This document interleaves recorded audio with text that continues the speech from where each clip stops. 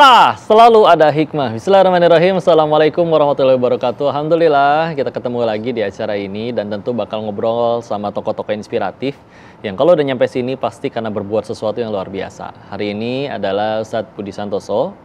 Beliau yang biasanya orang di luar karyawan itu cuman kerja, pulang, tidur, begitu aja terus. Kadang gajinya juga punten, habis nggak jelas. Nah, beliau punya kegiatan yang luar biasa. Kita tanya-tanya ke beliau ya. Assalamualaikum warahmatullahi wabarakatuh, Ustaz. Waalaikumsalam warahmatullahi wabarakatuh.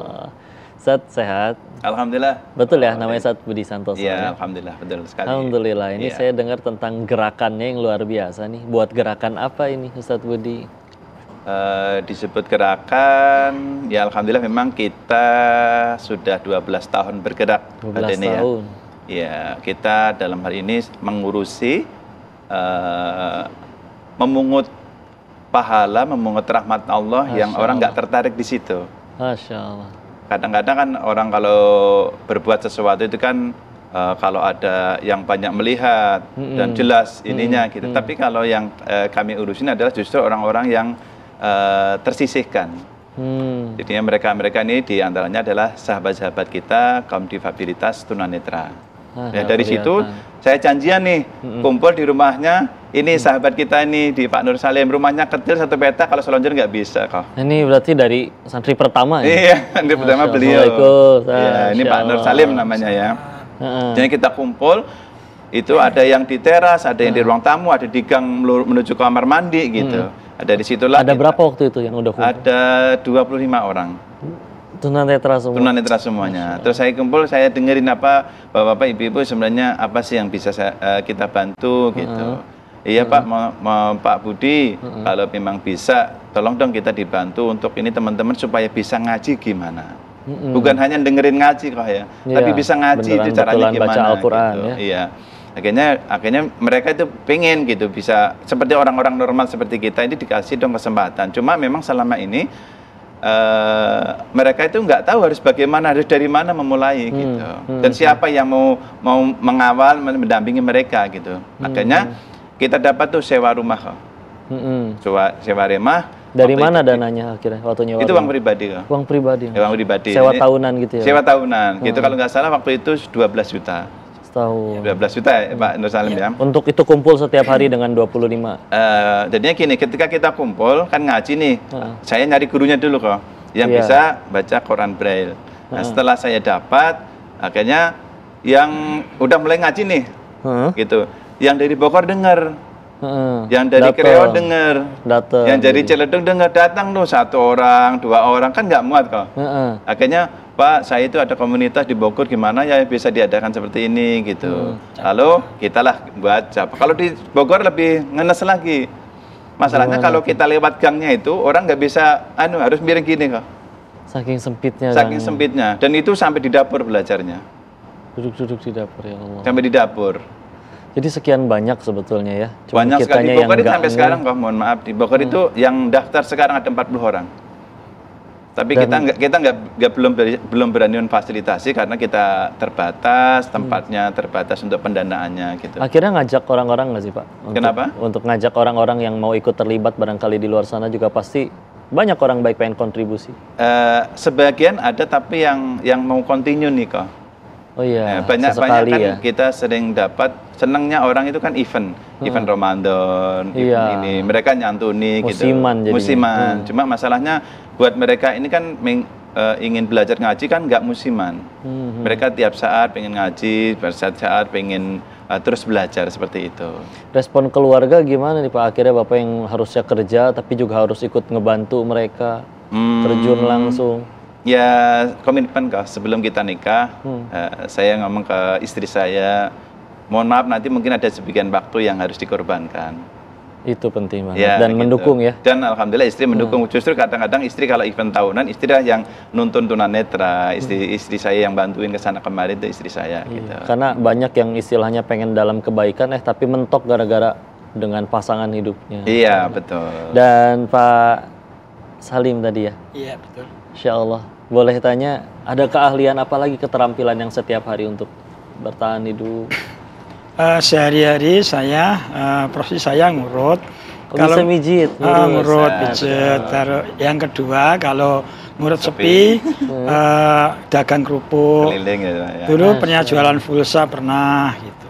Jualan baju. Jualan baju keliling. Yang penting waktu halal, ya. waktu puasa itu kan banyak yang membutuhkan baju, itu saya keliling baju. Insya Allah yang penting termasuk halal celana barokah ya. Gitu. Boleh praktekin nggak, Pak? Saya mau dipijit nih, bisa? Oh, Boleh, coba boleh, dipijit. Oke. Gimana ini, saya geser atau gimana? Oke, ke sini ya, nggak apa-apa. Jadi sini. Oke. Udah, situ Oke, aja. Pak Doni aja yang di sini, Pak Doni yang ada di sana. Oh, iya. Iya, gitu. Jangan sana kalau Coba. gejala apa, penyakit apa gitu. Iya. Oh, bisa ketahuan nih. Ketahuan Ya, gitu, ini. mikir apa. Allah. Misalnya pusing-pusing bisa dari layar sini bisa, Wah. dari sini bisa, dari inilah kalau masuk angin dari sini bisa, dari sini. Belajar sendiri atau ada yang ngajarin, Ustaz?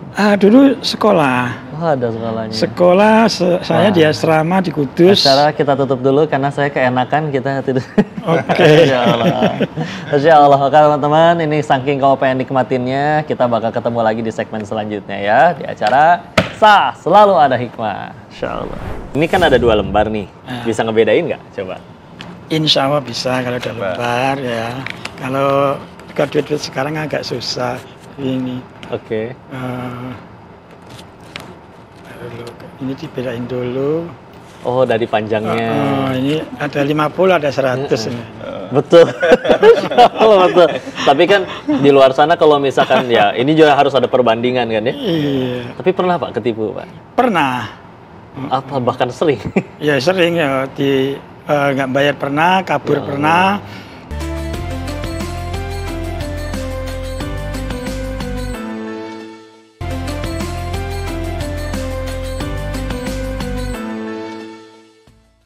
Sah, selalu ada hikmah. Alhamdulillah, nikmat banget tadi dipijitin sama Pak Nusalin. Cuman kan akhirnya biasanya bayar ya Pak ya. Iya Itu betul. pun ada yang nipu. Iya. Nih saya juga pengen ini sedikit ya rezeki. Ini kan ada 2 lembar nih. Bisa ngebedain nggak? Coba. Insya Allah bisa kalau udah lebar ya. Kalau duit sekarang agak susah. Ini. Oke. Ini dibedain dulu. Oh, dari panjangnya. Ini ada 50, ada 100 ini. Betul. Betul. Tapi kan di luar sana kalau misalkan ya, ini juga harus ada perbandingan kan ya. Iya. Tapi pernah Pak ketipu, Pak? Pernah. Apa bahkan sering? Ya sering ya nggak bayar pernah, kabur pernah. Terus bayar, ya makanya itulah namanya suka dukanya tukang pijit itu luar biasa banyak. Tapi Allah jaga tetap aja ini berkah. Yang nipu mana sekarang mungkin di penjara. Bapak malah masuk TV. Masya saling, ya. Allah, subhanallah. Saya izin lanjut tanya-tanya ya. Siap. Berarti sekarang sudah berapa santrinya? Santri yang tadi terus berkembang ya Kak ya. Alhamdulillah kemarin terakhir permintaan dari Mojokerto kok. Dari Mojokerto sama terakhir kemarin ini Purwokerto. Sekarang ada sekitar hampir 700 santri. Terus ngajinya jadi gimana itu? Punten kan nggak kelihatan. Ada Quran khusus mungkin atau yang bisa di... Ya alhamdulillah kita ada Quran Braille namanya. Quran Braille. Ini bukan? Iya betul. Ini ya? Pak Nur Salim ini termasuk beliau suka bantu ngajar.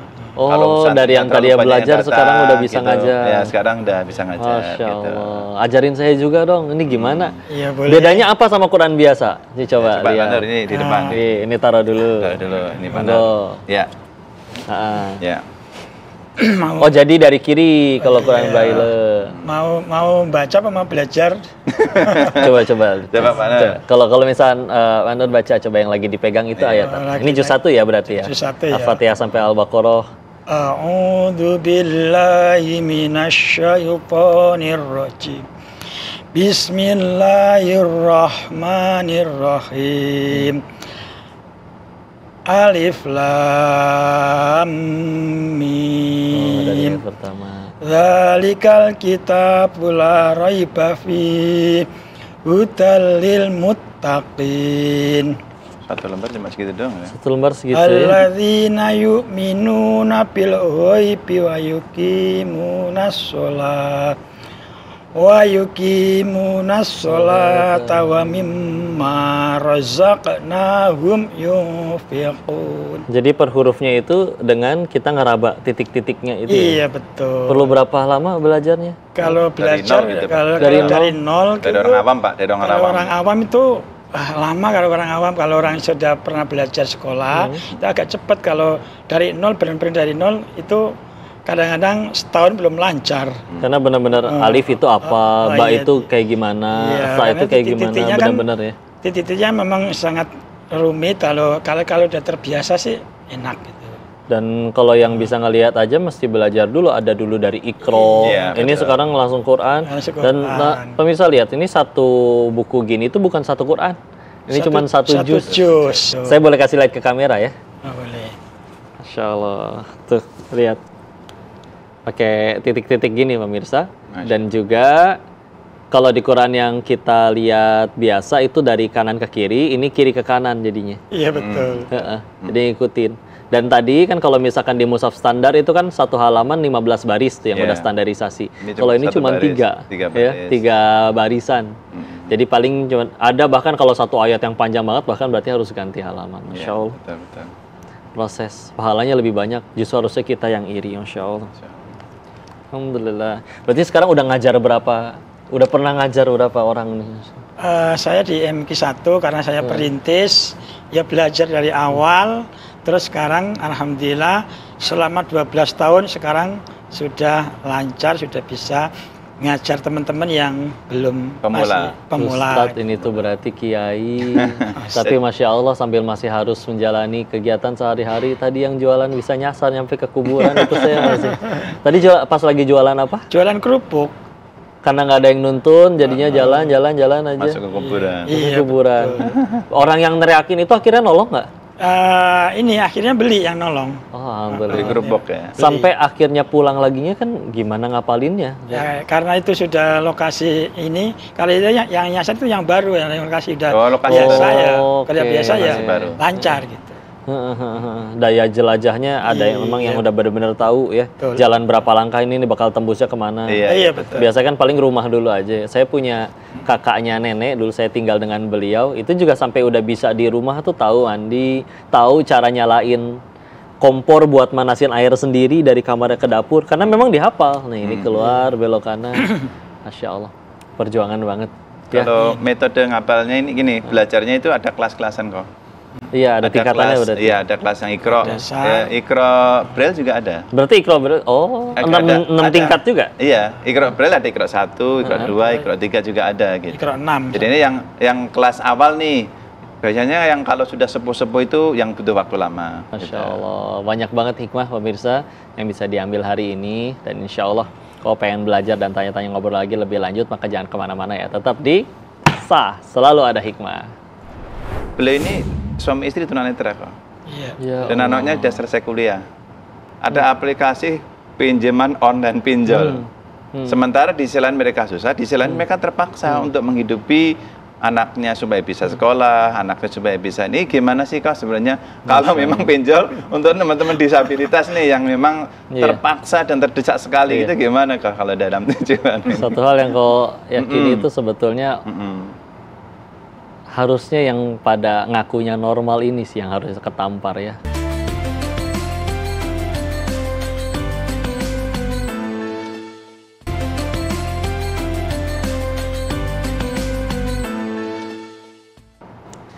Sah, selalu ada hikmah. Alhamdulillah kita balik lagi ngobrol-ngobrol dengan dua tokoh inspiratif hari ini nih, dengan Pak Udi dengan Ya, dengan Pak Salim.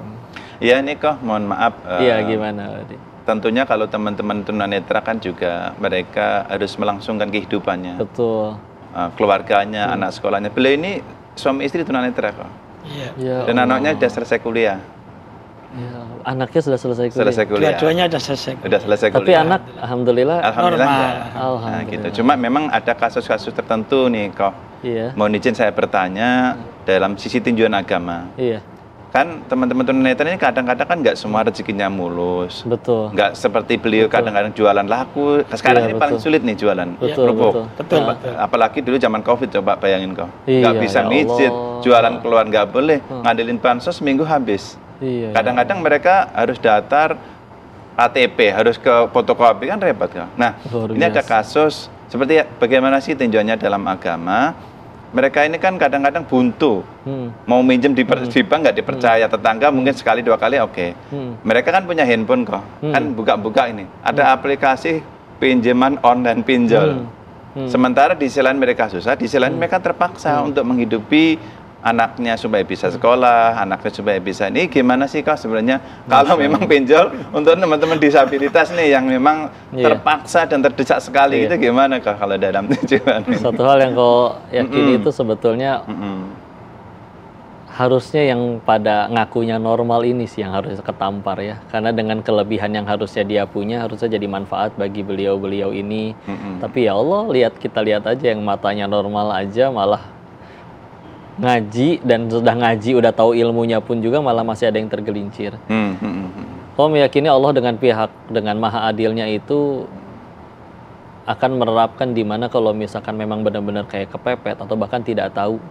Kalau tidak tahu kan oleh Allah tidak dihukum sebetulnya. Nah ini kalau misalkan dengan nggak bisa ngelihat, saya gimana ngaji, saya gimana tahu tentang hukum, saya gimana tahu tentang Islam, dan sedangkan perut lapar, ada yang harus dibiayai. Maka demi Allah itu hukumnya berbeda dengan orang yang normal, bahkan udah tahu hukumnya, tapi terus aja. Kadang mereka itu di luar sana, ada yang minjemnya itu bahkan nggak untuk kebutuhan. Untuk sesuatu ya kayak pinjam handphone baru, atau kayak pengen motor baru. Sedangkan beliau-beliau ini kan Masya Allah. Untuk makan, bertahan hidup. Keadilan Allah itu pasti berlaku di situ. Tidak akan malah jadi, kalaupun ia menyalahi aturan, kalau misalkan benar-benar murni karena tidak tahu kan itu juga beda urusannya. Maka ya, tapi satu hal yang pengen kau yakini dan tegesin, seperti sebagaimana disampaikan kalau misalnya menyampaikan nasihat agama, bahwa tidak mungkin Allah melahirkan seseorang itu tanpa menjamin rezekinya. Makanya kan istilahnya jemput ya. Karena sudah ada kalau dijemput, bukan perlu dicari lagi. Saya, Bapak, Ustadz, semua yang nonton dilarang mati sebelum semua rezeki yang Allah janjiin waktu kita masih di rahim ibu kita. Kalau belum diterima semua itu kita nggak boleh mati. Terbukti yang di luar sana ada yang badannya sehat aja malah jadi beban buat orang tuanya, minta uang jajan terus. Ini Bapak Masya Allah bisa menghidupi istri, anak, sudah sampai selesai kuliah, meskipun dengan perjuangan yang luar biasa. Pak Salim pernah kena pinjol? Ya, hampir kena. Alhamdulillah, iman tuh yang ngalangin. Karena kalau enggak, kita bisa selesaiin suatu masalah itu yang bisa nolong cuma Allah. Maka ya harus menggunakan jalan di mana yang Allahnya mau nolong. Jangan ngelakuin jalan yang bikin Allahnya nggak mau nolong. Ya nggak ada solusi di situ. Dan na'udzubillah, itu malah membawa musibah yang jauh lebih berat. Dan bismillah. Terima kasih sekali ini Pak Salim telah menjadi bukti, meskipun dengan segala macam kekhususan saya bilangnya yang Allah kasih, tapi tetap Masya Allah bisa menjadi contoh, bisa menjadi kebaikan, dan mudah-mudahan ini ditonton dan jadi pahala jariah juga untuk Pak Salim, Pak Budi. Masya Allah teman-teman. Kita tahu ya bahwa di luar sana kau meyakini bahwa masih banyak sekali orang baik. Nah, tapi kalau kita nggak bisa menemukan siapa orang baik tersebut, kitalah yang jadi baik. Amin. Allah Maha Adil. Semua perjuangan kita itu nggak ada yang sia-sia. Beliau-beliau ini juga jadi bukti bahwa dengan segala keterbatasan yang Allah kasih, mereka nggak ngeluh, malah jadi prestasi yang jauh lebih hebat, dan itu baru di dunianya. Apalagi nanti, kalau misalkan nanti di alam setelah kita hidup di dunia ini, bisa jadi surga mereka ini jauh lebih tinggi daripada yang kita ngakunya sehat tapi lebih banyak maksiatnya. Maka ingat, nikmat itu sejatinya adalah apa yang membuat kita tambah dekat sama Allah. Meskipun kita senang nerimanya, tapi kalau bikin jauh dari Allah, maka sejatinya itu musibah. Maka yuk teman-teman, pemirsa yang nonton, jadikan apapun yang terjadi dalam hidup kita harus jadi jalan tambah dekat kepada Allah. Makasih banyak Ustaz Salim, Ustaz Budi. Mudah-mudahan selalu dijaga, diberkahi, dimuliakan Allah.